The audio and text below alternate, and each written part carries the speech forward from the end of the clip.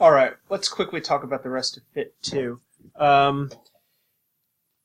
As we said, we have a knight who goes out on an adventure, and we're expecting maybe knight adventure things, but instead we get a very, very quick synoptic description of him fighting monsters and stuff like that. And then we find him going back into this mysterious castle, this strange castle. And it's really what's going to happen inside, in this domestic space, in this inner space, in this civilized space, that is really the test for Gawain, not fighting monsters.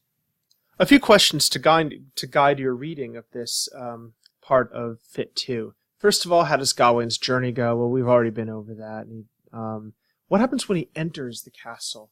This is really interesting to me, because we talked about the arming topos already.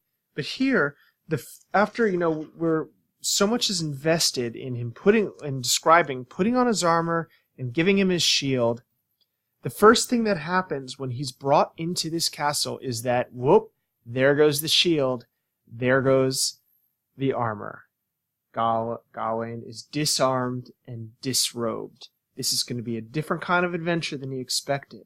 And it's an adventure that takes place in a setting of intense material luxury, described from 842 and on.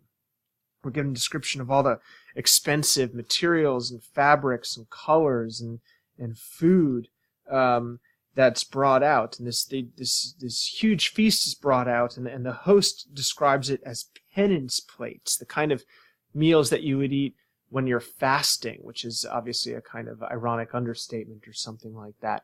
And he's going to see two women there, and and everyone seems to be, strangely enough, very excited to meet Gawain. They say at 9:16, "Watch now, we'll witness his graceful ways. Hear the faultless phrasing of flawless speech. If we listen, we will learn the merits of language. Since we have in our hall a man of high honor, ours is a graceful and giving God to grant that we welcome Gawain as our guest as we sing of his birth who was born to save us.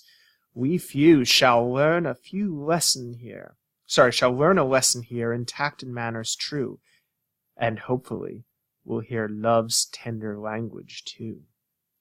So obviously Gawain is coming with a reputation.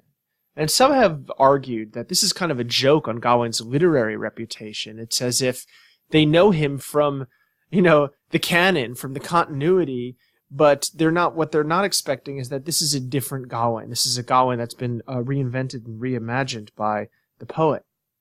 After this feasting, he's talking with the lord of the castle, who later will be named as Bertilac.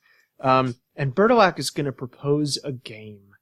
Where a bargain, where they're going to agree to exchange whatever they earn each day.